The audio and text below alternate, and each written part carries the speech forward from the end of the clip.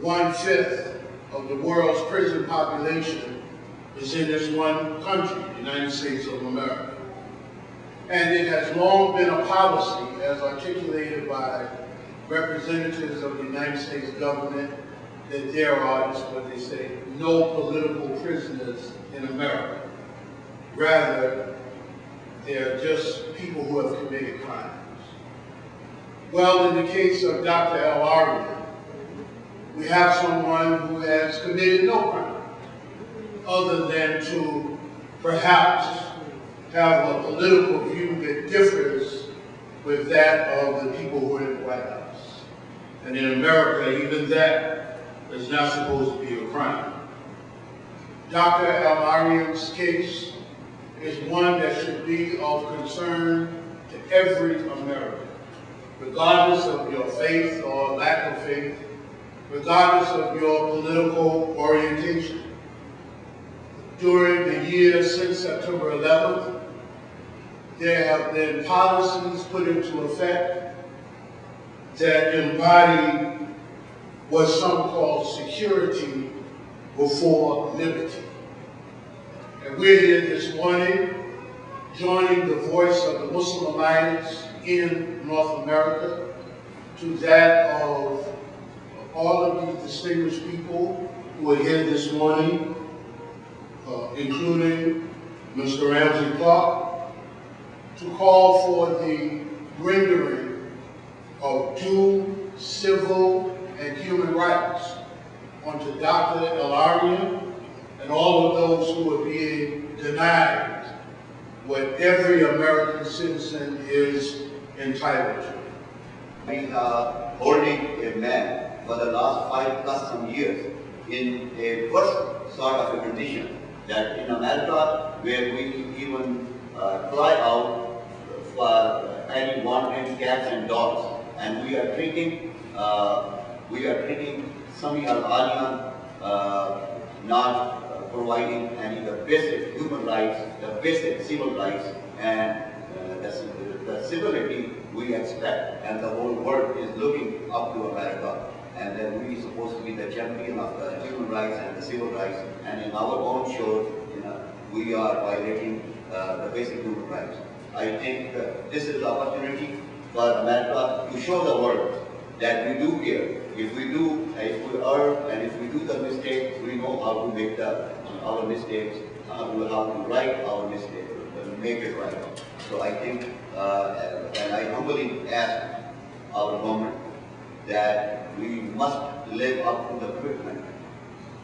Professor Al-Arian has been found not guilty of any charges, and he has been held without any rule, without any norms of civility, and without any due process. The National Lawyers Guild is a progressive bar association founded 70 years ago to serve the people and to protect against government overreaching and the targeting of individuals whose views are held to be by the government unpopular.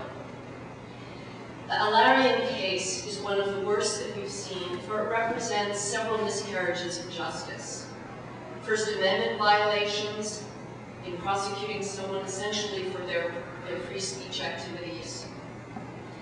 Violating the right to a jury trial by having a judge essentially ignore the findings, the acquittals of a jury. Violating a plea agreement that had been entered into stipulating that Dr. Al-Arian did not have to testify before grand juries. And finally, violating the Geneva Conventions against torture. For while in prison, Dr. Al-Arian has been subjected to cruel and unusual treatment in his confinement. The Al-Arian case reveals how the rule of law can be manipulated for political reasons, and it illuminates a government that engages in a practice of punitive treatment for those who speak out against injustices. The Bush administration and its courts have enshrined a vast exception to the First Amendment's protections of free speech, an exception that is being applied all around the country to Muslims and others who speak out in criticism of U.S. support for Israel and other policies. Dr. Al-Arian's arrest exploited fears of terrorism in the United States John Ashcroft announced the arrest in a Moscow press conference, calling his capture of a major terrorism financier in the Western Hemisphere. And Dr. Al-Arian was arrested in his home before television cameras. This reminds us of the arrest of attorney Lynn Stewart, who represented Sheikh Omar Abdel Rahman, a tactic that can only be made to show that the government is making progress in searching out individuals who might harm the nation. Dr. Al-Arian's crimes were those of engaging in critical analysis, speaking out and educating others, and working in coalition with other groups like the National Lawyers Guild to repeal the use of secret evidence in immigration hearings and other proceedings. One of the most atrocious aspects of this case is that U.S. Attorney Kronberg has publicly stated that he believes in punishing by, quote, other means those he thinks are guilty but who are acquitted in a court of law. The imprisonment of Dr. Sami Al-Arian is a sordid example of racist, anti-Muslim persecution. It's a witch hunt. It's a legal lynching. And through all of this, Dr. Sami Al-Arian has been an example of heroism and of the ability of one man to refuse to be defeated or silenced. He has continued to struggle, using even his own body as the only means of demanding action. And more than 45 days now of a hunger strike is such an example, an inspiration, and it is a form, really, that it continues when his release should be immediately granted as an example of U.S. torture and abuse. People all over the world know the name and the courage of Dr. Sami Al-Arian. He is a freedom fighter. Today, the U.S. has the largest prison population of the world, and this in itself is a racist crime. In the case of Dr. Sami Al-Arian, he is acquitted by jury, and yet the government, in vindictive action, has found one excuse after another to refuse to release him, in violation of the very terms that they have agreed to. They've used a grand jury, and now using the Department of Immigration. It is well beyond time.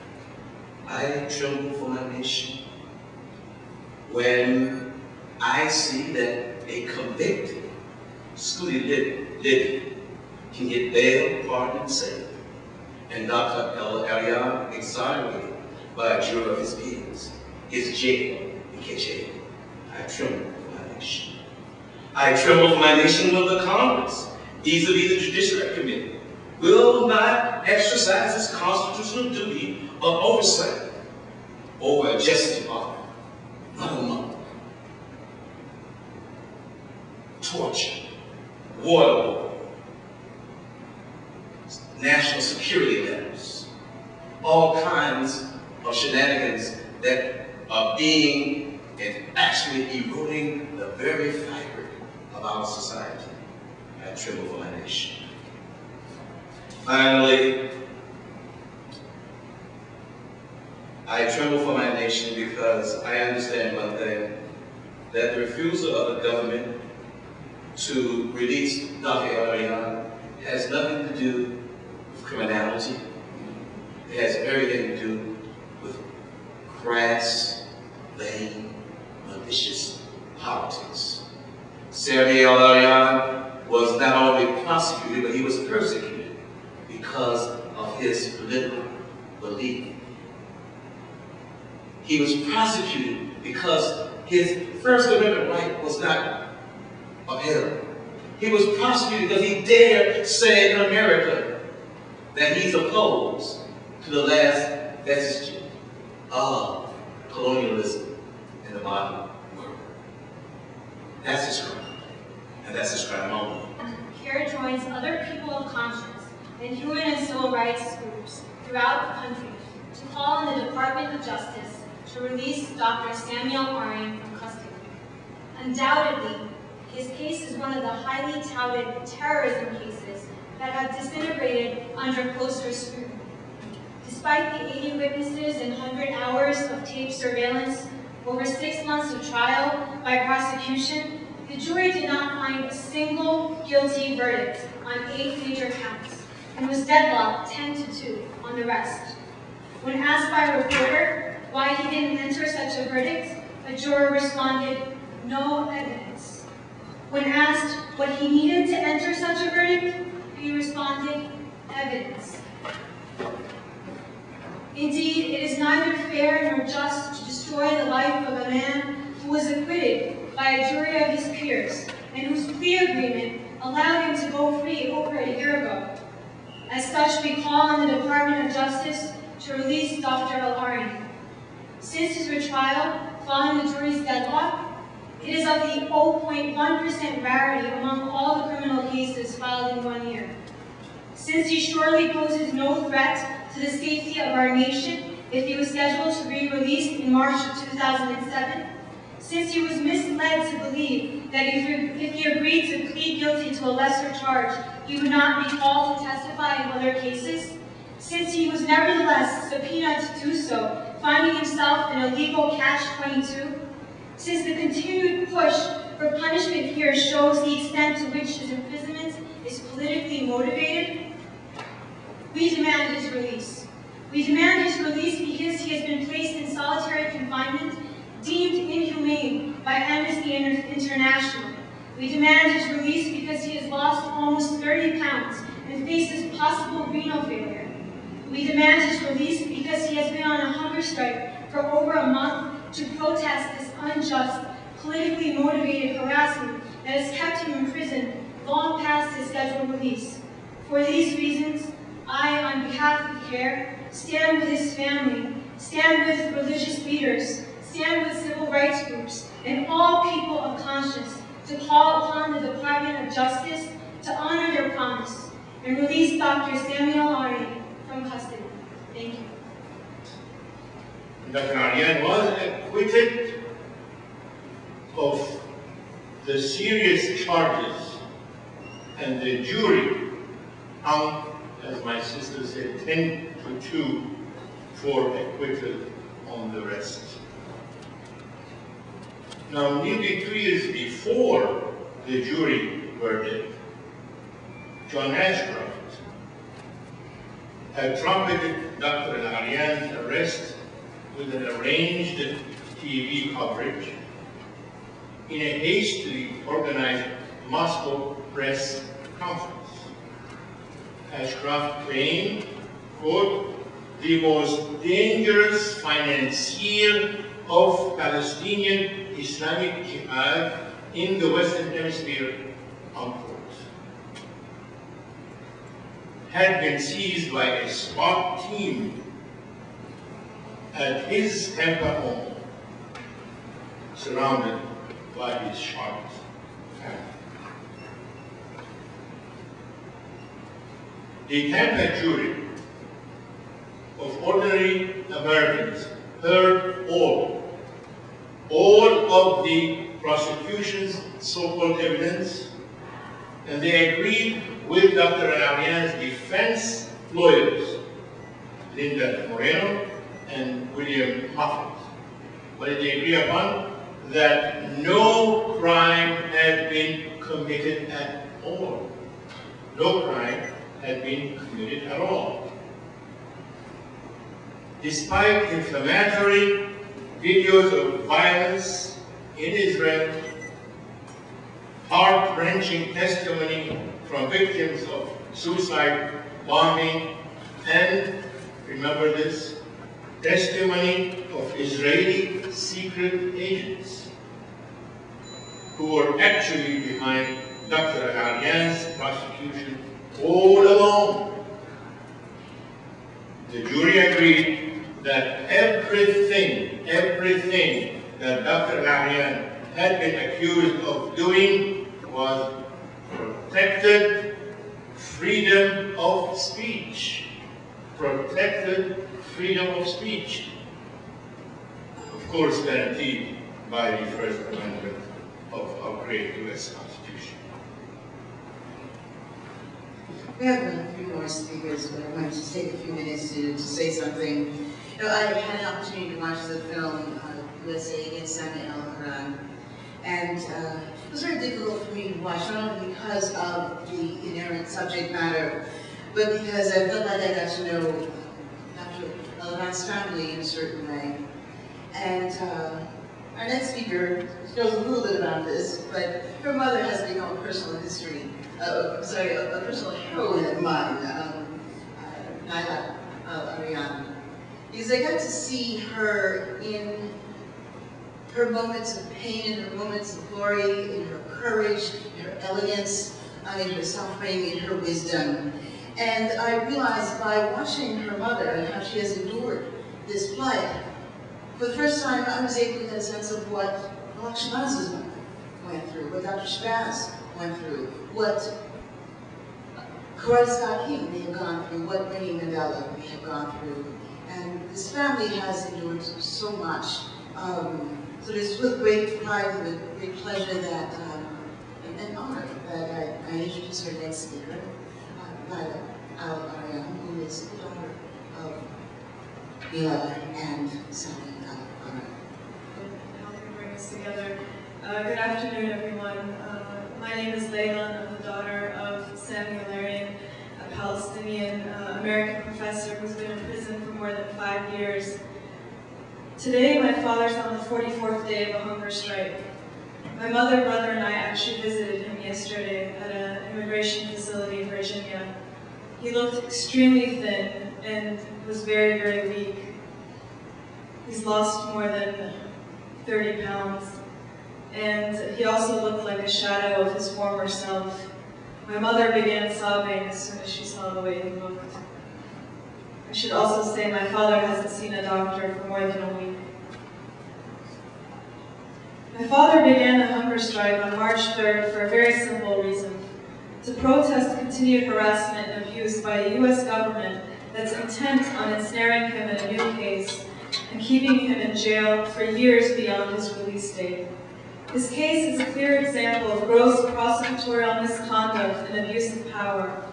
This is justice under the Bush administration.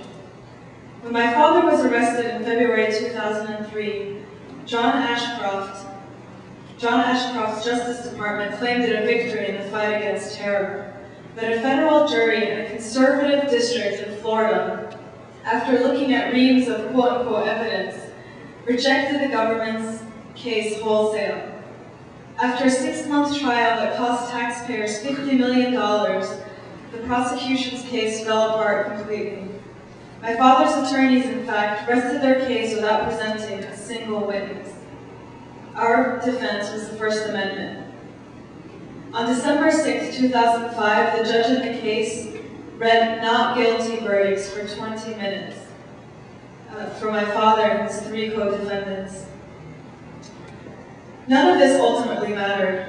After being acquitted of the most serious charges against him, my father was threatened with a retrial. Though the overwhelming majority of jurors voted for full acquittal, 2 of them had stubbornly refused to acquit my father based not on any evidence, but on their feelings, this according to another juror. To avoid a trial on the hung counts and to finally bring his nightmare to an end, my father decided to sign a plea agreement. Little did we know that we would be standing here 2 years later, begging and pleading with the government to keep their end of this plea agreement. Under the plea agreement, my father should have been released last April at the latest. But when he didn't testify before a grand jury because it was a violation of that plea agreement, he was held in civil contempt, pushing his release date to April 11th of this year at the latest. So why hasn't my father been released and deported as promised? This is justice under the Bush administration. My father's case is no longer about the Palestinian-Israeli conflict or about any statements he may have made 30 years ago. This is about the rule of law. My father's been kept away from his family for far too long. How much longer will the government seek to imprison him in order to punish him for his views, speeches, and associations? This case is closely watched by millions of people all over the world, including the Middle East and Europe. We cannot lecture others about human rights and civil liberties when we hold prisoners for political reasons on our own shores. That's why we glorify violence and power of violence. Why we spend more on arms than the rest of the world combined. Killing, have our way. If we freed Sami Al-Arian, Sami obviously, I don't know, spend some time with him too, just. Laila Abdur was a great Iraqi artist who was killed by a Tomahawk cruise missile more than 10 miles from the heart of Baghdad. Not even by George W. Bush. But we've been buying all along. President Clinton was responsible for that. They say it was an accident. It's imperative that the United States government acknowledge its wrongdoing here. That it release Sami Al-Arian immediately. And it apologize for its wrongful conduct. There's no other way to keep it from doing it again and again. That those responsible be held accountable because they have corrupted justice in our land. And to mean human dignity and poor freedom is made cheap at their hands. I have to say a few words about Sami Al-Arian himself. He's a man of enormous vision, creative, driven. He's a man obviously of great courage, undaunted in the face of awesome abuse of power. He's a man of compassion. I met him 10 years ago, and at that time in the war. A short conversation, we went straight from prison. We visited a Palestinian prison with others there. But that's where his heart is. Those who've been wrong. He's a man of enormous intellect. He's a poet. Poetry good, compassion. Published books. He's a scientist. He's believes in the solid angularity of fact. He's a religious spirit that's uncommon. Current string of abuses in total favor of all their persecutions. It's threatened his life. Today, his family himself doesn't know where he is because they played this little game. Today, you're in Fairfax County Immigration Detention Center. Later this week, you're over in Maryland. Today, we can say God only knows. God in the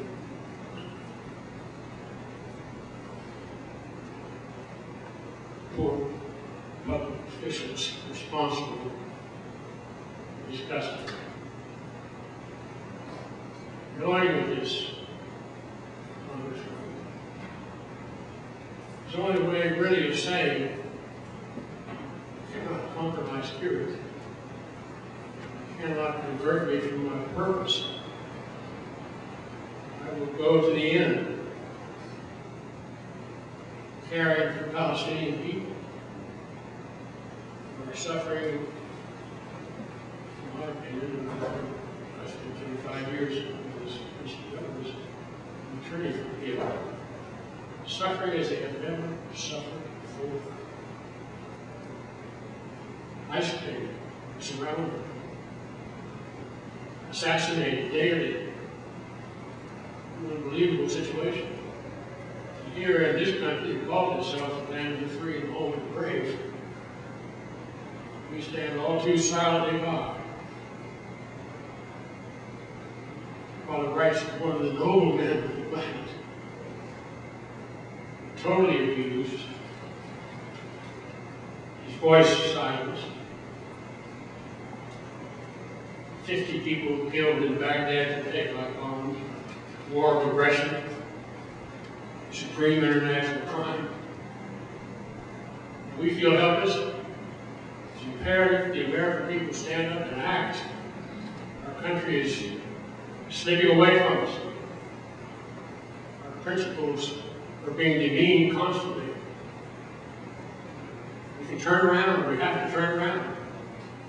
We all have to come together as a global community and fight for everybody's human rights and be together and not just make it just black here, Islamic here, white or Asian.